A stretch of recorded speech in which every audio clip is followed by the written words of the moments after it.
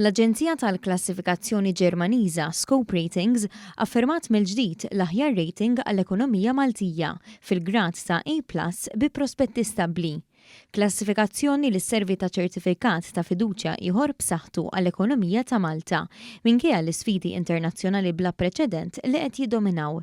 L-esperti ta' Scope Ratings, magħrufa li ma jħarsu lejn wiċċ ħadd, ibbażaw din il-klassifikazzjoni fuq 3 fatturi prinċipali: il-potenzjal b'saħħtu għad kabir ekonomiku, l-maniġjar tajjeb tal-politika fiskali u l-pożizzjoni esterna robusta li tgawdi l-ekonomija Maltija.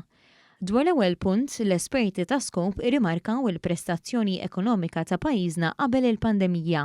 Hawn ġie notat kif pajjiżna esperjenza tkabbir medju ta' 7.2% bejn l-2015 u l-2019.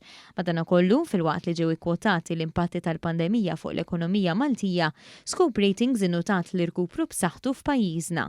Hawn issemma tkabbir ekonomiku ta' 10.3% is-sena l-oħra flimkien ma' titjib fil-konsum privat u n-negozju.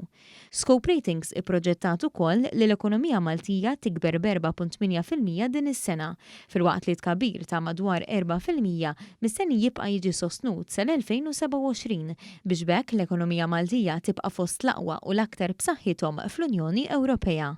Dan grazzi wkoll għall-investiment pubbliku taħt il-pjan ta' rkupru u reżiljenza flimkien ma' domanda domestika b'saħħitha u l-irkupru ta' setturi kruċjali għal pajjiż bħal dak tat-turiżmu.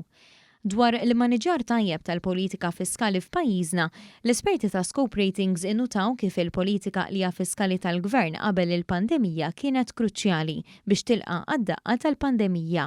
Hawn tisemma l-għajnuna tal-bżonjuża tal-Covid Wage Supplement li biha ġew salvati mit-telf impjieg. Dwar l-impjiegi, Scope Ratings tinnota l-inqas rata ta' qatt fl-istorja ta' Malta li fl-Ulju ta' din is-sena niżlet għal 2.9%. Fl-istess waqt ġie notat ukoll li r-rata ta' nies jaħdmu hija wkoll l-aqwa fl-istorja ta' Malta. Hawnhekk Scope Ratings tipproġetta li l-ħaddiema f'pajjiżna se jkomplu jiżdiedu.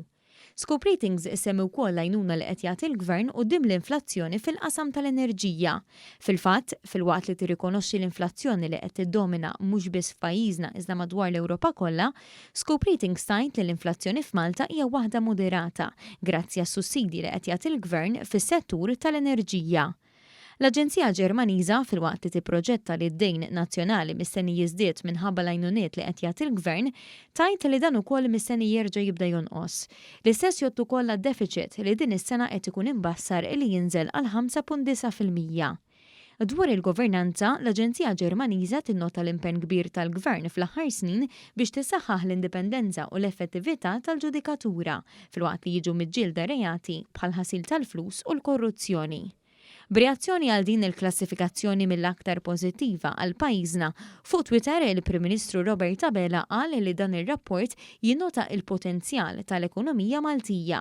Dr. Abela tenna l-impenn tal-Gvern għal politika ekonomika progressiva favur il-familji u n-negozji.